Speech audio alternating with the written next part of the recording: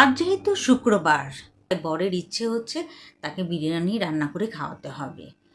সেজন্য প্রস্তুতি হিসেবে একটি চুলায় গরম পানি বসিয়ে দিলাম, আর অন্য একটি চুলায় তেল গরম করে আলু, পেঁয়াজ এবং লবণ দিয়ে ভালো করে ভেজে নিচ্ছি।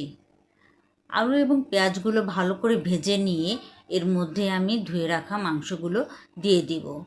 এখানে একটি কথা বলে রাখা ভালো যে আমার বরের ইচ্ছে হয়েছে তার ছোট দুই বাবার বাসায়ও খাবার পাঠাতে হবে। তা কী আর করা, সাথে সেটারও প্রস্তুতি একসাথে নিয়ে নিলাম। এখানে বলে রাখা ভালো, আমার বর বেশি মশলা দেওয়া পছন্দ করে না, তা আজকে সাদা মাটা করে মশলা দেব। তাই এখানে আমি আদা বাটা, রসুন বাটা আর কিছুটা ধনিয়ার ফাঁকি দিব, আর কিছু এখানে আমি ব্যবহার করব না। তার কথা হচ্ছে এগুলো দিয়ে খেলে এক ধরনের স্বাদ আর তুমি বিরিয়ানি বা তেহারির মশলা এবং গরম মশলা সাথে দিয়ে রান্না করলে যে ধরনের স্বাদ, অথবা আলু বাকারা বা অন্যান্য যে আনুষঙ্গিক উপাদানগুলো রয়েছে সেগুলো দিয়ে খেলে আরেক ধরনের স্বাদ। ধুয়ে রাখা মাংসগুলো এখানে দিয়ে ভালো করে আবার ভেজে নিচ্ছি। চুলোটা বাড়িয়ে দিয়ে এখানে আমি মাংসগুলো ভাজছি যাতে মুরগির মাংসগুলো শক্ত শক্ত থাকে। আলু এবং মাংসগুলো ভালো করে ভাজা ভাজা হয়ে যাওয়ার পর আমি এখানে ধুয়ে ঝরিয়ে রাখা চালগুলো দিয়ে দেব। মাংস এবং আলুগুলো ভালো করে ভেজে নিলাম। ভেজে নেওয়ার পর আমি এখানে চালগুলো আস্তে করে ছেড়ে দিলাম।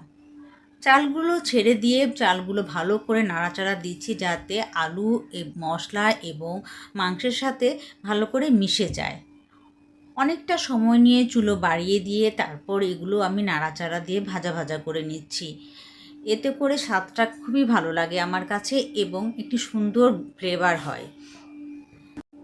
অনেকটা সময় চালটা ভালো করে ভেজে নিয়ে এখানে আমি ফুটিয়ে রাখা গরম পানিগুলো দিয়ে দেব। যখন দেখব এটা ভালো করে ভাজা ভাজা হয়ে আসছে তখন আমি এখানে আস্তে করে চুলোটা কমিয়ে দিব। চুলোটা কমিয়ে দিয়ে এরপর পানিটা আস্তে আস্তে এখানে ছেড়ে দিব। পানিটা ছেড়ে দেওয়ার পর আমি চুলোটা একদম বাড়িয়ে দেব যাতে তাড়াতাড়ি সুন্দর করে বলক আসে। এরপর আমি আস্তে করে এখানে উপর দিয়ে ঢাকনা দিয়ে কিছুক্ষণ রেখে দেব। কিছুক্ষণ রেখে দেওয়ার পর যখন দেখব পানিটা অনেকটা টেনে আসছে তখন আমি আস্তে করে পাতিলটা ঘুরিয়ে দেব।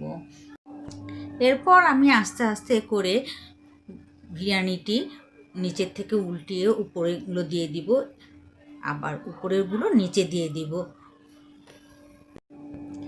এভাবে উল্টিয়ে দেওয়ার পর আবার পাতিলটা একটু ঘুরিয়ে দিয়ে আমি ঢেকে দিব। ঢেকে দেওয়ার পর আস্তে আস্তে করে যখন পানিটা টেনে আসবে তখন আমি চুলোটা একদম ডিম করে দেব। কিছুক্ষণ ডিম করে রেখে দেওয়ার পর আমি পাতিলটা আবার আস্তে করে ঘুরিয়ে দেব। আস্তে করে ঘুরিয়ে দিয়ে সম্পূর্ণ বিরিয়ানিটি আমি আবারও উল্টিয়ে দেব। ভালো করে সব দিক থেকে উল্টিয়ে দেওয়ার পর আমি এটাকে আবার কিছুক্ষণ রেখে দেব একদম ডিম করে, যাতে একদম ঝরঝরে শুকনো হয়ে যায় এবং সব দিক থেকে ভালো করে সেদ্ধ হয়ে যায়। অনেকটা সময় পর যখন আমি দেখলাম যে বিরিয়ানি সম্পূর্ণটাই ঝরঝর হয়ে গেছে, একদম সিদ্ধ হয়ে গেছে চালগুলো, তখন আমি আস্তে করে চুলোটা বন্ধ করে দিলাম। আমার বিরিয়ানিটি তৈরি হয়ে গিয়েছে।